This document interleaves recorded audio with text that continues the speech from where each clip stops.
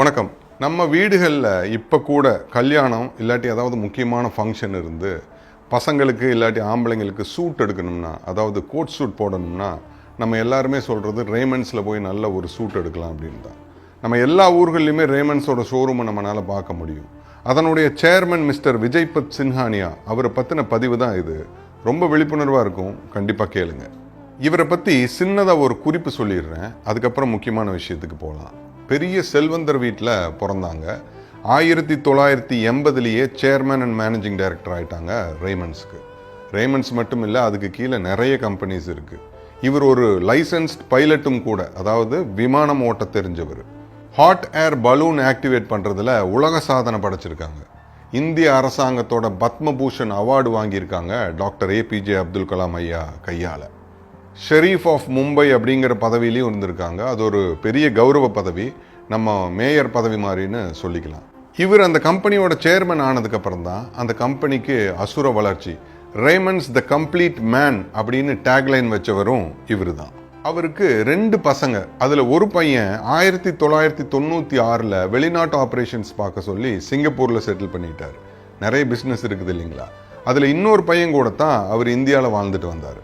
அந்த பையன் நாள் போக போக அவரை உணர்வு பூர்வமாக மிரட்ட ஆரம்பிச்சிட்டாங்க.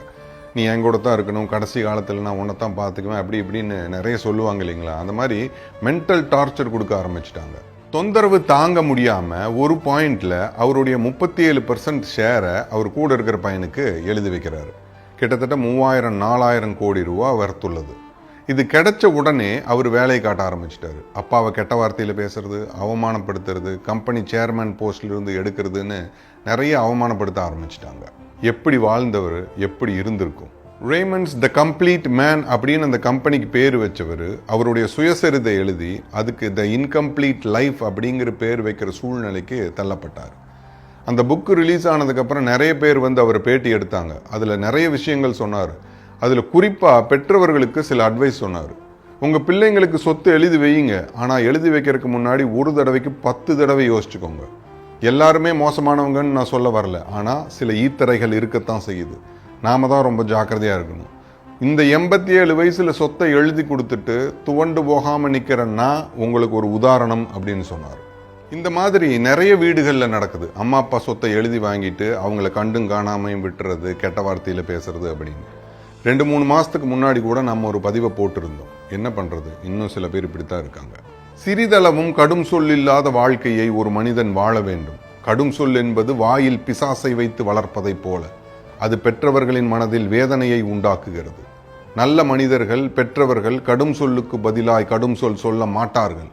அதற்கு பதிலாக இப்படி சொல்லிவிட்டானே என்று குமுறுவார்கள். அந்த குமுறல் மிக சக்தி வாய்ந்தது. கடும் சொல் சொன்னவனை எரித்து விடக்கூடியது. அவன் புண்ணியம் செய்திருப்பின் அந்த புண்ணியத்தை எல்லாம் உறிஞ்சக்கூடியது.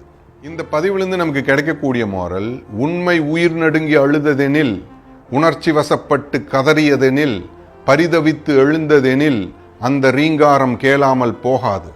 அது வேத ஒளியை விட பலம் பொருந்தியது. எளியவர் நொந்து அழுதால் இறைக்கும் சினம் பொங்கும். இந்த பதிவையும் நம்ம முண்டாசு கவியோட வார்த்தையை வச்சே முடிக்கணும்னு நினைக்கிறேன். தன்னை மறந்து சகல உலகினையும் நிதம் காக்கும் மகாசக்தி அன்னை, அவளே துணை என்று நெஞ்சம் துவளாதிருத்தல் சுகம். My name is Niyas Basheer.